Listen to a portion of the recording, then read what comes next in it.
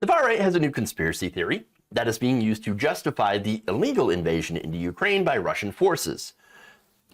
Apparently, according to them, Ukrainians were secretly developing biological weapons to be used against the Russians. So now, right-wing figures such as Tucker Carlson and Tulsi Gabbard have now floated this as a way to defend Putin's actions that have so far killed hundreds of Ukrainians, including innocent civilians. Recently on a show, Tucker Carlson amplified Russian government talking points that alleged that the United States, of course, the United States was funding labs in Ukraine that were used to develop weapons.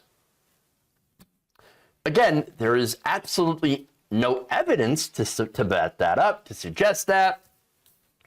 That said, Tucker Carlson kind of focused on, and not just Tucker, but also many on the right, have focused on a State Department official named Victoria Nuland, who had testified before the Senate Foreign Relations Committee on Tuesday and was asked, does Ukraine have chemical or biological weapons?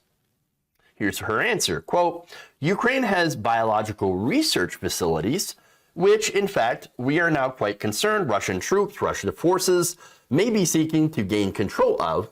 So we are working with the Ukrainians on how they can prevent any of those research materials from falling into the hands of Russian forces should they approach. So that was Nuland, right? Now, do they have labs? Yes, Ukraine has biolabs. Does the US have biolabs? Yes. Does that mean they're bioweapons labs? No. No, that doesn't.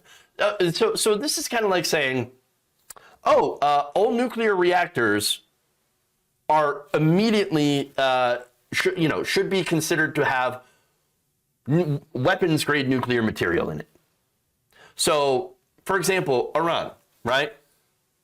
Oh, well, Iran has nuclear reactors. So obviously they must have nuclear weapons. No, they don't. That's absurd. I've pointed out in different segments covering Iran and their nuclear capabilities, their nuclear energy capabilities, and pointing out how, yes, you can have nuclear facilities and not have nuclear weapons because it's the level of refinement. And so the labs, there's no evidence that these labs were developing actual nuclear not nuclear, but biological weapons. So, that said, what Carlson is going to do is he's going to use that statement as purported evidence that Ukraine does have those weapons, and that therefore, because they have the weapons, that will justify the Russian invasion into Ukraine. And so he's going to cite a Pentagon official in that. Take a look. The day after Russia invaded Ukraine, Robert Pope, the man who heads the Cooperative Threat Reduction Program at DoD, sat for an interview with the website Bulletin of the Atomic Scientists. Pope is the man in charge of securing or eliminating Soviet-era bioweapons, so he knows a lot about the subject, maybe more than anyone else. But it turns out that not all of these Soviet weapons are being destroyed or even secured, and Pope acknowledged that in the interview, which apparently CNN didn't see. According to his interview, Pope said the labs, quote, may hold pathogen strains left over from the Soviet bioweapons program, preserved in freezers for research purposes.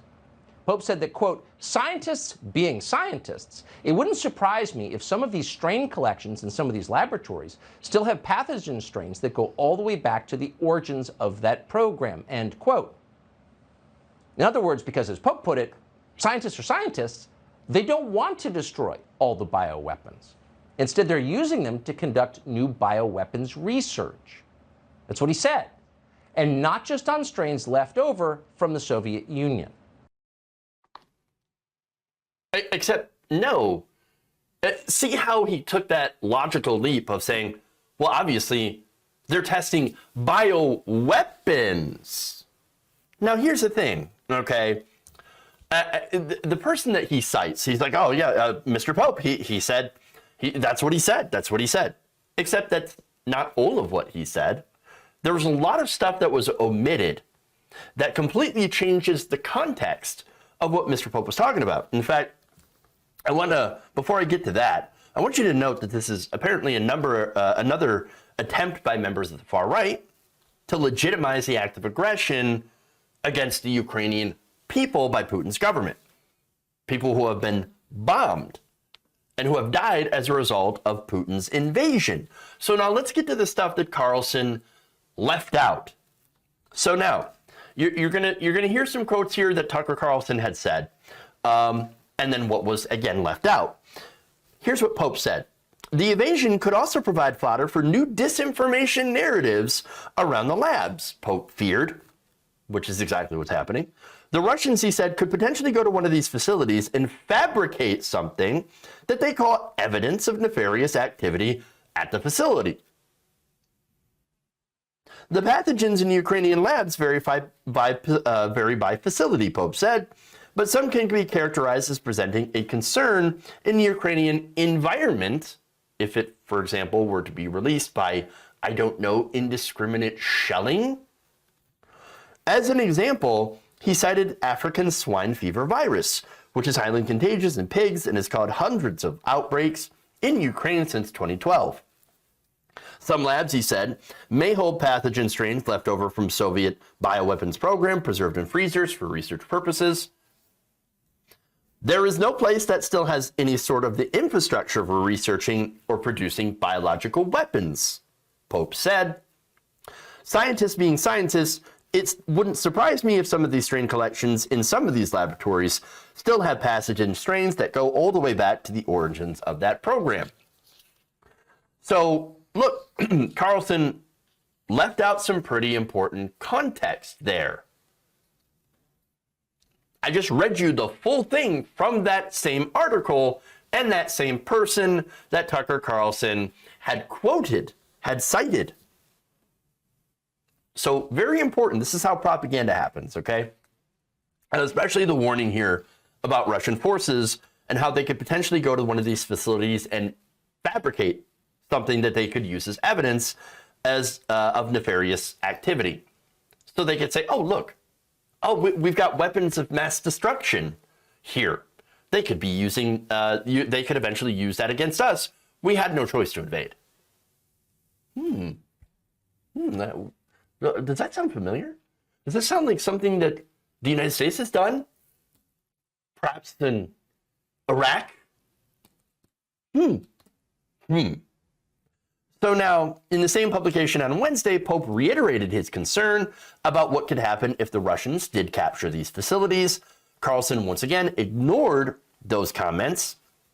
Here's what they were. Should Russian forces occupy a city with one of these facilities, we are concerned that Russia will fabricate evidence of nefarious activity in an attempt to lend credibility to their ongoing disinformation about these facilities. We know Putin lied when he said he wasn't prepared to invade Ukraine, and we are confident that Russia is willing to lie to try to justify their invasion. Weird. That same official, Tucker Carlson, loved to have cited the things that were directly opposed to what Tucker Carlson was actually doing, which was try to justify the invasion into Ukraine. So this is what they do. This is how the game works.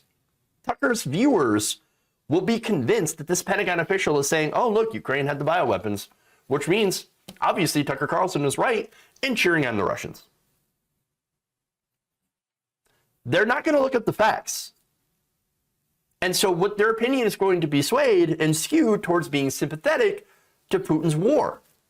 This is propaganda.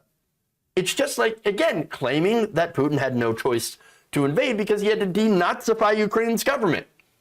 Because somehow that the 900-strong neo-Nazi Azov battalion, which had been absorbed into the Ukrainian military, is enough Nazis to justify an invasion.